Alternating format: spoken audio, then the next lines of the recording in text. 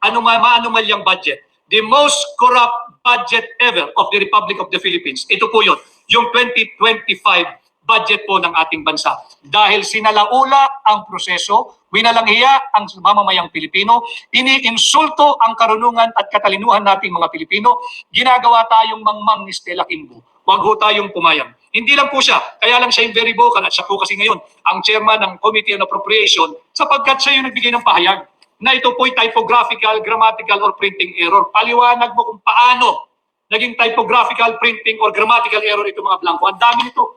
10 bilyong pisong halaga. Paano naging, tingnan ninyo, paano naging grammatical yan? Paano naging printing? Paano naging typographical?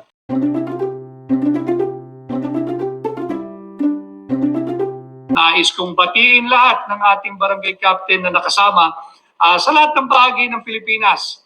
Alam mo ninyo, saludo ko sa inyo sapagkat marunong ho kayo magpasa ng tamang budget. Tanungin po ninyo, ang lahat ng barangay officials, marunong po sila magpasa ng budget. At walang matinong barangay official ang magsasabi na yung kanilang konseho pag nagpapasa ng budget, blanco. Bawal po yan. Bawal na bawal yan. Makukulong po kayo dyan. Kaya sinisikap ng mga barangay council na merong halaga kada item. Ngayon, yung ating mga konsihal sa munisipyo, yung ating municipal council na pinamumunuan ng mga vice mayor, kamusta po kayong lahat, yung League of Municipalities of the Philippines, yung ating pong mga konsihal sa syudad at yung mga city vice mayor, mabuhay din po kayo dahil marunong kayong magpasa ng budget ng inyong konseho at ng inyong syudad. At ganun din po yung ating mga board members sa probinsya at yung ating mga vice-gobernador. Congratulations, mabuhay po kayo dahil kayo ay marunong magpasa ng tamang budget. Huwag ho kayong makikinig kay Stella Kimbo, makukulong po kayo. Hindi po marunong yun at marunong po yung mambudol. Kita naman ninyo, huli na, bistado na, pinagtatakpan pa. Pati yung mga senador, kaya nga po sabi namin ni Congressman Sid Ungab, yung mga senador na pumirma at yung mambabatas sa pumirma rito, hindi nagsasalita. Kasabwat po yan. Kasabwat po yan. Paliwanag nila bakit sila pumirma, blanco. May isang senador na unang-unang lumabas at nagpapaliwanag pa na hinayaan daw niya yung kanyang mga staff na sila nang bahala. Yun po'y pag-amin. Pag-amin po yun. Yan po'y falsification of legislative document. Sasabit ka riyan. At yung mga staff mo, huwag mo namang ilaglag. Trabaho mo yan, ikaw ang senador eh. Mo yung staff mo na inutusan mo maglagay ng halaga at mag-aproba at mag-exercise ng kanyang discretion. Siya ang gawin mong senador. Umalis ka riyan, hindi ka bagay riyan. Bakit pagka-hearing kay Alice Goo, pati kung saan nag-aral si Alice Goo, alam mo,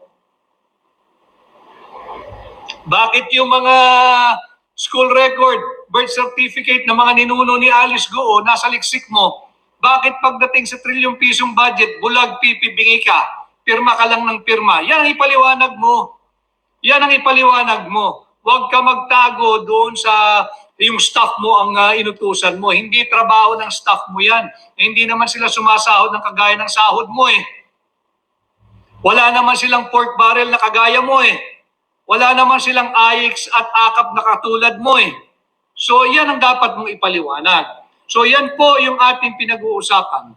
Kay Warlita de la Cruz, mabuhay ka Warlita. Thank you, Attorney Vic Rodriguez. Ikaw ang tunay na maisog laban sa mga buhaya, kaya proud to support you for Senator. Maraming salamat, Warlita. At kay Jonathan Santiago Halcuna, si Jay, happy anniversary, maisog, mabuhay at salamat.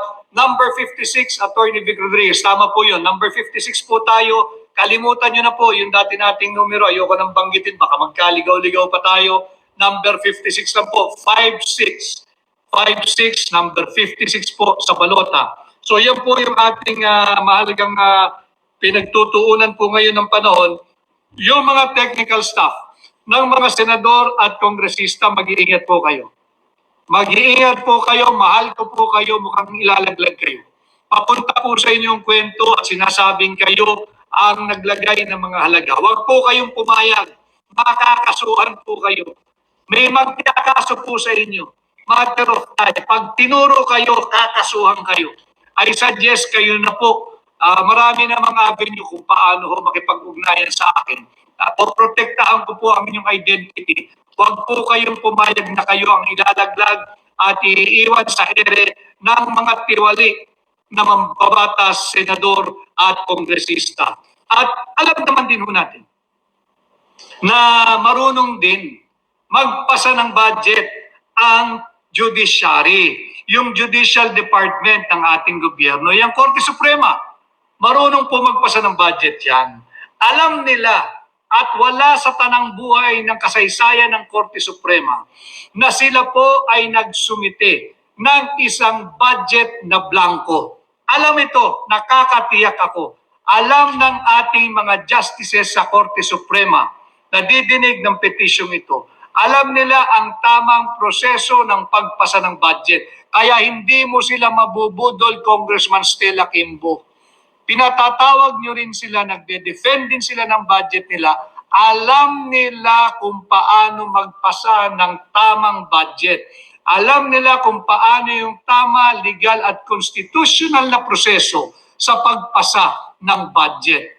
Kay Ofelia Fukushima, sinabihan ko mga kamag-anak ko sa Marikina, huwag iboto yang si Kimbo. Dahil delikado po kung ganitong uri ng leader hindi mo matatawag na leader, binubudol po tayo At ginagawa pong mangmang ang mga Pilipino. Huwag po tayong pumayag, panagutin natin ito.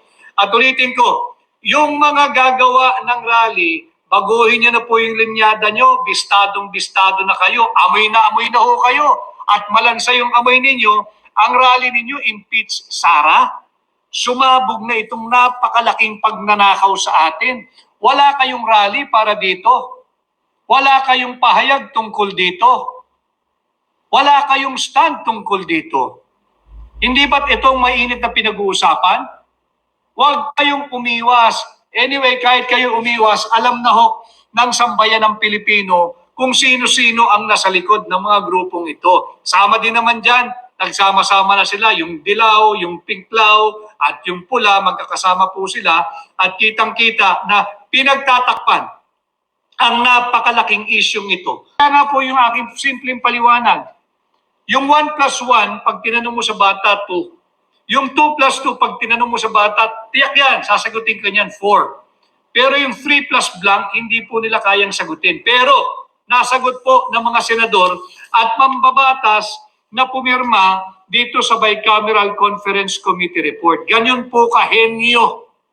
Ganun po kahenyo sa pambubudol. Hindi po henyo sa math.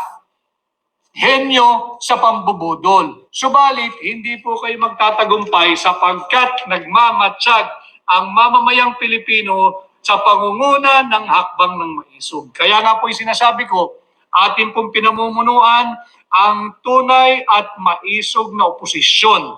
Atin pong sinisimulan yung war on corruption. At bilang senador ninyo, aking agad ipapanukala na amyendahan ang plunder law. Ibaba natin yung threshold from 50 million, ngayon 1 million na lang. Bakit? I am more convinced, now more than ever, we have to bring it down to 1 million sapagkat kitang-kita kung paano tayo ginagawang mangmang, paano tayo tahasan at harapang binubudol.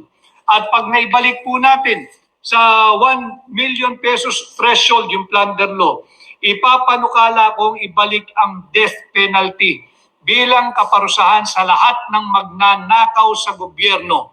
Pati po lahat ng taong gobyerno na papatong, makikialam, magpoprotekta, magtutulak, magsusulong at magpapalawak ng iligal na droga na sumisira at sisira sa ating mga pamilya at sa ating mga kabataan. Ito po yung ating sinusulong bilang senador ninyo, number 56 po sa balota. So yan po ang ating pinag-uusapan, tuloy-tuloy po ito. At Flash TV, maraming salamat Flash TV at sa DWIC sa pag-imbita sa akin kagabi kay Tatay Rani, Konsehal Rani Ludovica, mabuhay ka. Isa kang tunay na kaibigan, marunong yan. Konsehal ng Lungsod Quezon, yan, tanungin ninyo. Nung pagdating sa budget, alam niya Hindi pwedeng may blanco yung ating panukalang budget. Kalokohan, pangbubudol, yung paliwanag na ibinibigay sa atin ng mga miyembro ng House of Representatives at ng Senado. Wag po nating palagpasin ang isyong ito at ginagabayan ko rin, hindi po kasali ang hakbang ng maisog doon sa gagawing pagkilos o rally. Yun po'y bahagi ng pangbubudol. Linilihis po nila ang usapin dito sa pinakamaanumalyang budget. Ito po ang matinding usapin, hindi po yung rally na gagawin nila na impeach VP Sara. Hindi po yun. Ito po ang pinag-uusapan at higit na gustong malaman ng sambayanang Pilipino. So marami pong salamat.